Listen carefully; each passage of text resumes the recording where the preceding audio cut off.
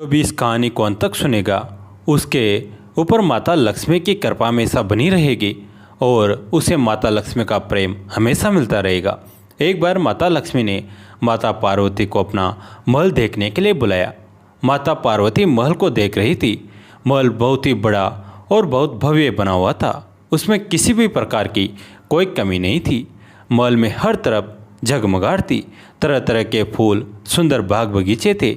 माता पार्वती उस महल की सुंदरता देखकर हैरान थी। उन्हें माता लक्ष्मी से थोड़ी जलन होने लगी। वह लक्ष्मी से बोली, मैं भी महादेव से कहकर ऐसे ही सुंदर महल का निर्माण करवाऊंगी।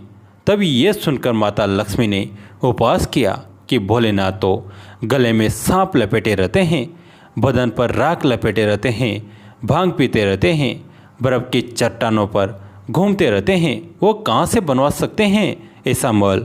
ये बात सुनकर माता पार्वती को बहुत बुरा लगा। उन्होंने जाकर महादेव से कहा, मुझे भी एक महल चाहिए। मैं माता लक्ष्मी का महल देख कर आई हूँ, मुझे उससे भी सुंदर महल चाहिए। पार्वती हट करने लगी कि सभी देवता तो सुंदर महलों में रहते हैं और आप बर्फ़ की चट्टानों में रहते हैं। इस प्रकार तो आपकी प्रतिष्ठा में कमी आ जाएगी। इस तरह रहना आपको शोभा नहीं देता है। माँ पार्वती ने जिद पकड़ ली कि मुझे ऐसे महल में रहना है जो तीनों लोकों में कहीं नहीं हो। महादेव नहीं मान रहे थे। वो बोले, मैं तो योगी हूँ, मैं महल में चैन से नहीं रह पाऊँगा, मुझे इसी तरह रहने में आनंद आता है। पर माता पार्वती नहीं मानी। फिर उन्होंने महल बनाने के लिए विश्वकर्मा जी को बुलाया और ऐसा महल बनाने को कहा जो तीनों लोकों में कहीं नहीं हो। विश्वकर्मा जी महल के लिए जगह खोजने लगे। उन्हें एक ऐसी जगह मिली जो चारों ओर पानी से घिरी हुई थी और बीच में 3 सुंदर पहाड़ दिखाई दे रहे थे और सुंदर फूलों और वनस्पतियों से घिरी हुई थी। यह जगह लंका थी। विश्वकर्मा जी ने वहाँ एक सुंदर महल का निर्माण कर दिया। उस महल की सुंदरता देखने लायक थी। वह पूरा महल सोने का बना था। उसमें सुंदर बाग बगीचे, बड़े बड़े झरोखे थे। महल इतना सुंदर था कि जिसने भी उसको देखा वह उस महल की तारीफ करते नहीं थका। माता पार्वती ने महल में गृह प्रवेश का मुहूर्त निकलवाया। सभी देवी देवताओं को न्योता दिया गया। महल में पूजा के लिए रावण को बुलाया गया। वो एक प्रकांड पंडित था। रावण ने पूजा पूरी विधि विधान से कराई। पूजा संपन्न होने पर महादेव ने रावण से दक्षिणा मांगने को कहा। रावण के मन में उस महल को देखकर लालच आ गया। वह उस महल को देखता ही रह गया था। उसने वह महल ही मांग लिया। पार्वती जी यह सुनकर बहुत दुखी हुई, साथ ही उन्हें बहुत क्रोध आ गया। वह बोली, तूने मुझे बहुत दुखी किया है। मैंने इतना हट करके यह महल बनवाया था और तूने यह महल ही मुझसे मांग लिया। तुम कुछ और भी मांग सकते थे, पर तुमने यह महल मांगकर मेरे अरमानों को तोड़ दिया। माँ पार्वती ने उसको श्राप दिया कि महादेव का ये हंस इस महल को जलाकर खाक करेगा, तभी से तुम्हारे कुल का विनाश शुरू हो जाएगा। वह पार्वती जी का ही श्राप था जिसके कारण हनुमान जी ने लंका को आग लगाई थी। भारत के 4 धामों में से एक धाम है जगन्नाथ धाम। यह मंदिर भारतीयों के लिए अटूट आस्था और भक्ति का वो स्थल है जो अत्यंत चमत्कारी हैं। पुरी में स्थित जगन्नाथ धाम की महिमा अटूट है, जिसके चमत्कारों में पत्तों का हवा से विपरीत बहना, मंदिर के ऊपर से किसी पंछी का ना उड़ना, भगवान के प्रसाद निर्माण होने वाला अजूबा आदि काफ़ी प्रसिद्ध हैं। मंदिर में जगन्नाथ भगवान बड़े भाई बलदेव जी, बहन सुभद्रा जी और पत्नी लक्ष्मी जी के साथ विराजते हैं। मान्यता है कि भगवान की प्रतिमा में आज भी श्री कृष्ण का हृदय स्थापित है, जो इस मंदिर को भारत के अन्य मंदिरों से विशेष बनाता है। आज हम जगन्नाथ मंदिर से संबंधित वो विशेष कथा आपको बताने वाले हैं। जब माता लक्ष्मी जगन्नाथ स्वामी से नाराज होकर घर छोड़कर चली गई थी। माता लक्ष्मी का अपनी भक्त के घर जाना एक बार की बात है। धन, संपदा और वैभव की देवी श्री लक्ष्मी जी अपने एक भक्त से इतनी प्रसन्न हुई कि उसके बुलावे पर उसके घर चली गई। माता की वह भक्त अत्यंत निर्धन थी, पर फिर भी माँ के प्रति उसकी आस्था देखकर लक्ष्मी जी का हृदय वात्सल्य से भर आया और उन्होंने उस भक्त के घर पर भोजन भी ग्रहण किया। बलभद्र जी का कुपित होना। इधर जब निर्धन के घर जाकर भोजन ग्रहण करने के बाद बलदेव जी को पता लगी तो उन्हें बहुत क्रोध आया। उन्होंने जगन्नाथ स्वामी से कहा, हे अनुज, घर की बहू का यूं निर्धनों के घर अकेले जाना और वहाँ पर भोजन ग्रहण करना बिल्कुल भी ठीक नहीं है। घर की बहुओं को मर्यादा की सीमा रेखा नहीं लांघनी चाहिए। लक्ष्मी जी द्वारा घर छोड़ने की बात कहे जाना। जब ये बात लक्ष्मी जी के कानों तक पहुंची तो उन्होंने भगवान की तरफ देखते हुए कहा, ए स्वामी, यदि आप कह दे कि मैंने ये गलत किया है तो मैं इसी क्षण घर छोड़कर चली जाऊंगी। भक्त को भक्ति का फल देना कोई अपराध है क्या? लक्ष्मी जी के प्रश्न के बाद भी विष्णु जी चुप रहे। ये देख लक्ष्मी जी को क्रोध आ गया और वो बोली, मौन का अर्थ हाँ ही होता है, अर्थात मैं अब अपने कहे अनुसार घर से जाती हूँ। लक्ष्मी जी के घर छोड़ने के बाद घर का हाल बेहाल यह कहकर घर छोड़कर चली गई। लक्ष्मी जी के जाते ही घर से श्री भी चली गई और घर में निर्धनता छा गई। प्रभु के खाने का, रहने का, वैभव और वस्त्र का भी ठिकाना नहीं रहा। लक्ष्मी जी के जाते ही घर कंगाल हो गया। यह देख बलभद्र जी को अपनी गलती का एहसास हुआ और उन्होंने भगवान से पुनः लक्ष्मी जी को वापस लाने को कहा, जिसके बाद लक्ष्मी जी से क्षमा मांगते हुए भगवान विष्णु काफ़ी यत्न कर उन्हें वापस वहाँ पर लाए। जय जय श्री राम, हर हर महादेव। वे भगवान का चरित्र सुनता है, उसका जन्म मरण का वेश समाप्त हो जाता है। श्री रामचंद्र जी मर्ग रूपधारी मारीच नामक राक्षस को मारकर भाई लक्ष्मण के साथ जब पुनः आश्रम में आए तब उन्हें सीता नहीं दिखाई दी। सीता को कोई राक्षस हर ले गया। यह जानकर दशरथ नंदन श्री राम को बहुत शोक हुआ और वे संतप्त होकर विलाप करने लगे। वन में घूम घूम कर उन्होंने सीता की खोज आरंभ की। उसी समय मार्ग में महाबली जटायु पृथ्वी पर पड़े हुए दिखाई दिए। उनके पैर और पंख कट गए थे तथा सारा अंग लहूलुहान हो रहा था। उनको इस अवस्था में देख श्री रामचंद्र जी को बड़ा विस्मय हुआ। उन्होंने पूछा, अहो, किसने तुम्हारा वध किया है? अब होते हैं कहानी शुरू। राक्षसी बोली, मैं मुनिवर विश्वासरी की पुत्री और रावण की बहन हूँ। मेरा नाम शूर्पणखा है। मैं तीनों लोकों में विख्यात हूँ। मेरे भाई ने यह दंडकारण्य मुझे दे दिया है। मैं इस महान वन में ऋषि महर्षियों को खाती हुई विचरती रहती हूँ। तुम एक श्रेष्ठ राजा जान पड़ते हो।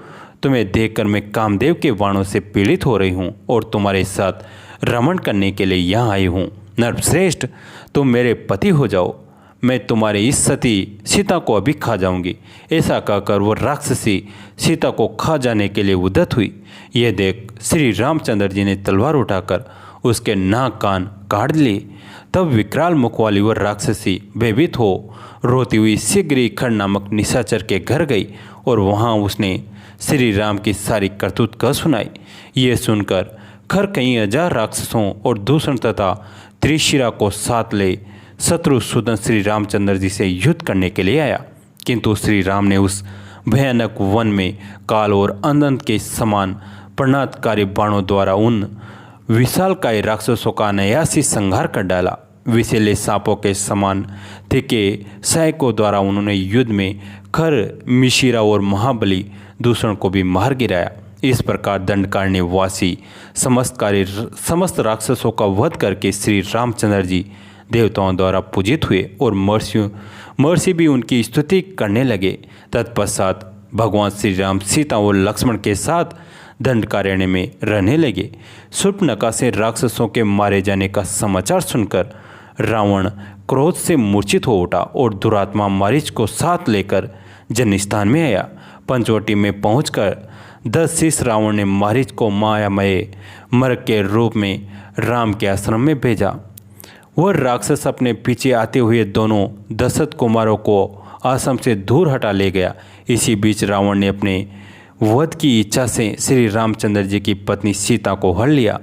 सीता जी को हरी जाती हुई देख गर्दों के राजा महाबली जटायु ने श्री रामचंद्र जी के प्रति स्नेह होने के कारण उस राक्षस के साथ युद्ध किया, किंतु शत्रु विजय रावण ने अपने बाहुबल से जटायु को मार गिराया और राक्षसों से घिरी हुई लंकापुरी में प्रवेश किया। वहीं अशोक वाटिका में सीता को रखा और श्री रामचंद्र जी के बाणों से मृत्यु की। ऐसा रखकर वो अपने महल में चला गया। इधर श्री रामचंद्र जी मर्ग रूपधारी मारीच नामक राक्षस को मारकर भाई लक्ष्मण के साथ जब पुनः आश्रम में आए तब उन्हें सीता नहीं दिखाई दी। सीता को कोई राक्षस हर ले गया। ये जानकर दशरथ नंदन श्री राम को बहुत शोक हुआ और वे संतप्त होकर विलाप करने लगे।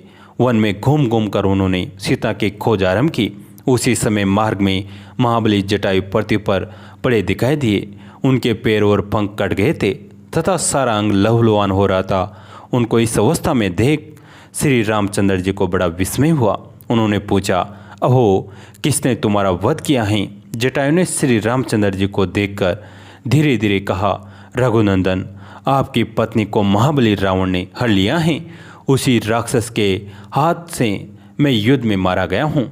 इतना कहकर जटायु ने प्राण त्याग दिया। श्री राम ने वैदिक विधि से उनका दाह संस्कार किया और उन्हें अपना सनातन धाम प्रदान किया, जो योगियों को ही प्राप्त योग्य हैं। श्री रघुनाथ जी की कृपा से पक्षी राज को भी परम पद की प्राप्ति हुई। उसके बाद माल्यवान पर्वत पर जाकर मातंग मुनि के आश्रम में वे महाभाग धर्मपरायण सबरी से मिले। वह भगवत भक्तों में श्रेष्ठ थी। उसने श्री राम लक्ष्मण को आते देख आगे बढ़कर उनका स्वागत किया और प्रणाम करके आश्रम में कुश के आसन पर उन्हें बिठाया। वे चरण धोकर उनके सुगंधित फूलों से भक्तिपूर्वक उनका पूजन किया। उस समय सबरी का हृदय आनंद मगन हो रहा था। वह दृढ़तापूर्वक उत्तम व्रत का पालन करने वाली थी। उसने दोनों रघुकुमारों को सुगंधित एवं मधुर फल मूल निवेदन किए। उन फलों का भोग लगाकर भगवान ने सबरी को मोक्ष प्रदान किया। पंपा सरोवर की ओर जाते समय उन्होंने मार्ग में भयानक रूपधारी कंबंध नामक राक्षस का वध किया। उसको मारकर महापराक्रमी श्री राम ने उसे जला दिया। इससे वह स्वर्गलोक में चला गया। इसके बाद महाबली श्री रघुनाथ जी ने सबरी तीर्थ को अपने सार्क धनुष की कोटि से गंगा और गया के समान पवित्र बना दिया। यह मान भगवत भक्तों का तीर्थ है। इसका जल जिसके उदर में पड़ेगा उसका शरीर संपूर्ण जगत के लिए वंदनीय हो जाएगा। इसमें तनिक भी संदेह नहीं है। ऐसा कहकर श्री रामचंद्र जी ऋषिमुख पर्वत पर गए। वहाँ पंपा सरोवर के तट पर हनुमान नामक वानर से उनकी भेंट हुई। हनुमान के कहने से उन्हें सुग्रीव के साथ मित्रता की और सुग्रीव के अनुरोध से वानर राज बाली को मारकर सुग्रीव को ही उसके राज्य पर अभिषिक्त कर दिया। तत्पश्चात जानकी जी का पता लगाने के लिए वानरराज सुग्रीव ने हनुमान आदि वानर वीरों को भेजा। पवन नंदन हनुमान जी ने समुद्र को लांघकर लंका नगरी में प्रवेश किया और दृढ़तापूर्वक पतिव्रते का पालन करने वाली सीता जी को देखा। वे उपवास करने के कारण दुर्बल, दीन और अत्यंत शोकग्रस्त थी। उनके शरीर पर मेल जम गई थी तथा वे मलिन वस्त्र पहने हुए थी।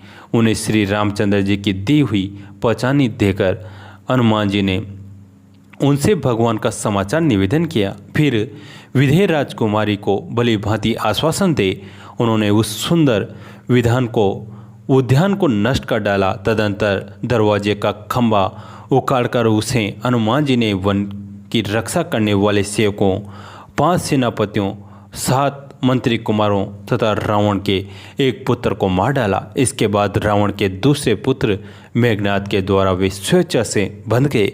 फिर राक्षस राज रावण से मिलकर हनुमान जी ने उससे वार्तालाप की और अपनी पूंछ से लगाई हुई आग से समूची लंकापुरी को दग्ध कर डाला। कैसी लगी ये कहानी? अच्छी लगी है तो लाइक कीजिए, अपने दोस्तों और फैमिली के साथ शेयर कीजिए। मित्रों, अगर आपको धार्मिक कहानियाँ सुनना पसंद है तो हमारे चैनल को सब्सक्राइब जरूर कीजिए। धन्यवाद।